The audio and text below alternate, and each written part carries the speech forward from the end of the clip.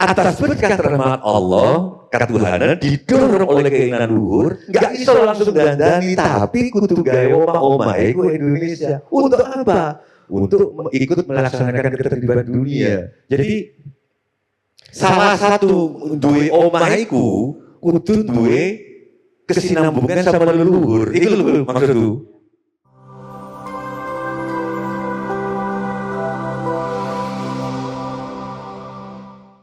Saya itu berpikiran bahwa Islam tidak dari Arab, Islam dari langit, hanya melalui Arab untuk alam semesta. Jadi Arab itu cuma dilalui. Itu saya berprinsip. Sehingga kalau nanti ada TV Les Bumi, TV apa mungkin bisa menjadi itu loh Pak Kombes, bisa menjadi corong bahwa Islam tidak dari Arab.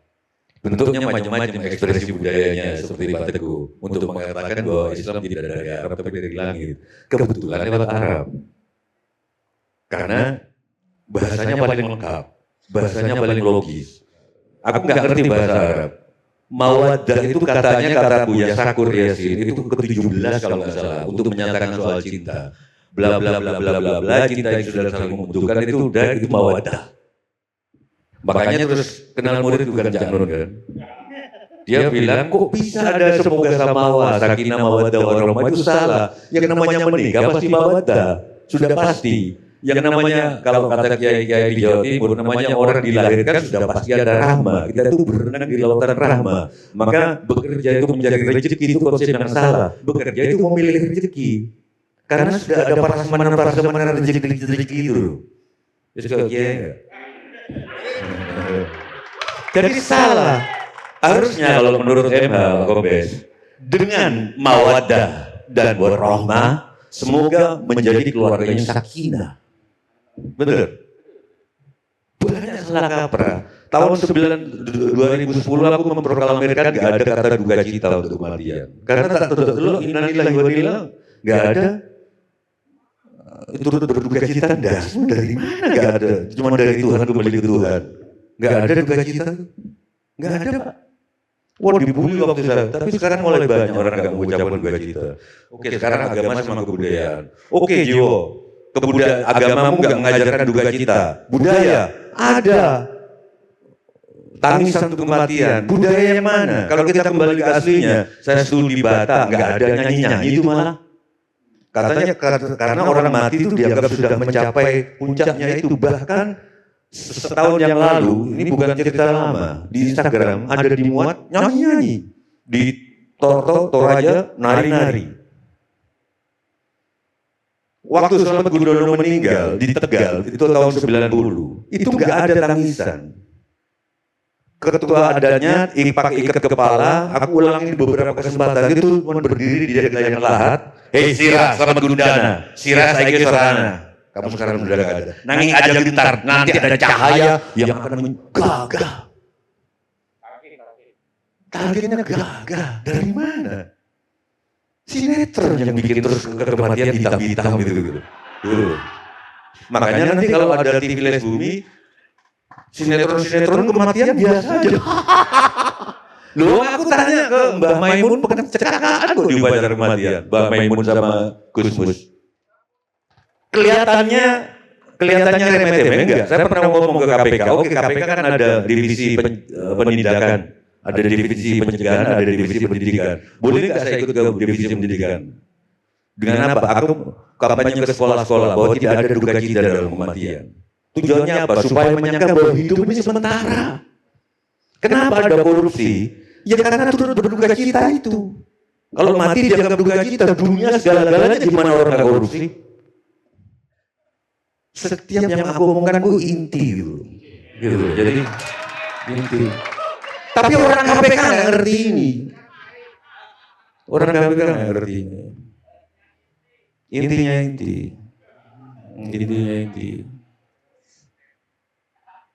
Oh iya, ini yang pertanyaan yang harus dijawab oleh Pak Kombes Beni. Kalau seandainya di Sumatera Barat waktu itu ada imam bojol, apa yang dilakukan oleh polisi? Perang Padri adalah perang orang yang merasa agama Arab harus jadi Sumatera harus jadi Arab, berperang melawan adat. Bisa dicek deh, itu perang Padri. Nanti harus dijawab, Mas Moderator ya. Kira-kira kalau waktu itu sudah ada polisi, gimana sikap polisi? Itu enggak supaya jelas. Ini nanti untuk tayangan Les Bumi gitu loh. Karena kan sekarang masih ada juga pra-peradilan sebetulnya. Tentang itu, tentang aurat, tentang aku ngaji coro Jawa diserbu netizen. Soal budaya, aku gak ada urusan dengan Islam Nusantara, aku malah oposisi Islam Nusantara itu, kok digawe-gawe. Cuman kalau aku ngaji dengan logat itu, aku kok kehilangan aku ya gitu.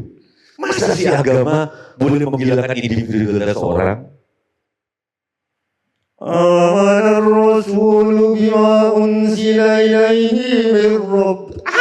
Aku seneng, tapi tejune kok hilang. Kecuali kalau dia, kan sudah dijajah Arab kan gitu. Ngomongnya kan Arab. Untungnya wong, jadi menungso.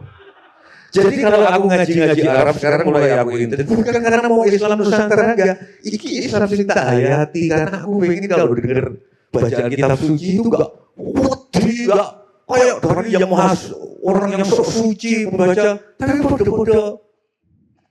Dan aku berusaha untuk tidak membaca makna. Makna hanya kebetulan disampaikan oleh orang-orang yang kebetulan. Kayak tadi aku baru tahu bahwa arti itu dari ARD. Itu keinginannya Arab. Oh berarti dari ridho. Kan bahasa Arab itu kekuatannya satu akar kata itu terus SJD itu berarti sujud, masjid dan lain sebagainya kan ya. Pinter.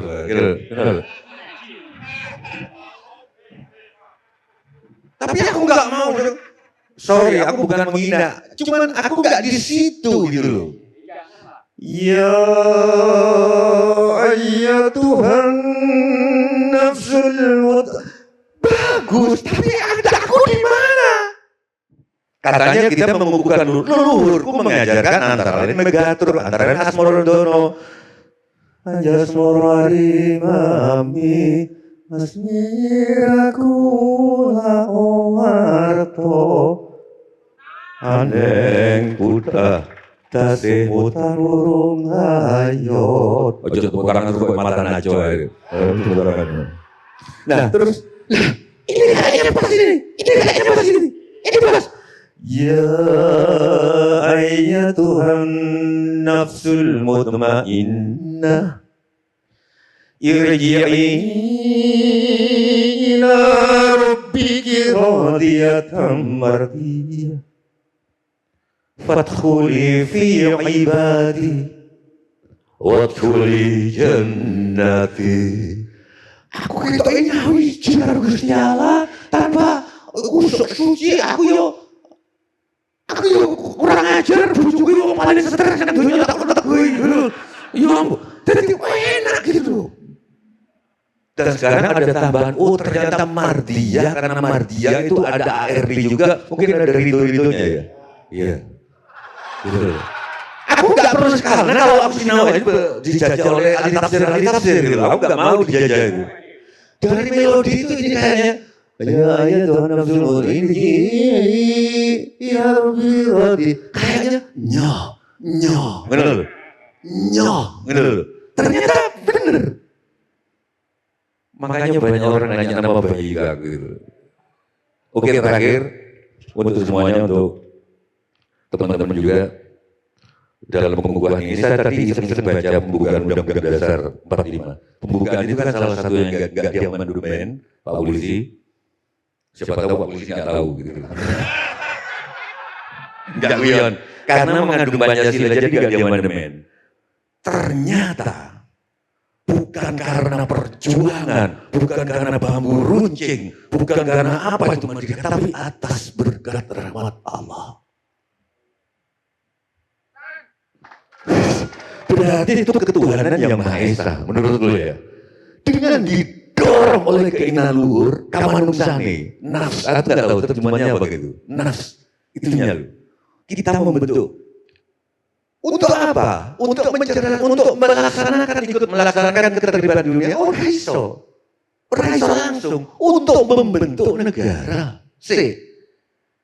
Membentuk negara artinya membentuk omah. Saya jadi keingatan pramugari itu Mas. Kalau Peringatannya nanti sebelum nolongin anak-anak, pakai tolongin diri sendiri dulu, pakai masker. Gimana kita mau melindungi ikut mencet kalau belum punya wadah? Ku anfusakum wa ahlikum nar. Itu yang gue maksud itu. Gitu. Jadi atas berkat rahmat Allah, ketuhanan didorong oleh keinginan luhur, nggak bisa langsung dandani, tapi kudu gawe omah iku Indonesia. Untuk apa? Untuk ikut melaksanakan ketertiban dunia. Jadi salah satu duwe omah iku kudu duwe kesinambungan sama leluhur. Itu lho maksudku. Gimana Covid tadi bisa karena ada omah ya dhewe ngono dadi saiki dandani Palestina ya apa carane? Apa melo-melo ICC apa gak kene duwe cara dhewe. Aku gak ngerti ya, tolong didiskusikan nanti. Saya kira makasih. Makasih. Assalamualaikum warahmatullahi wabarakatuh.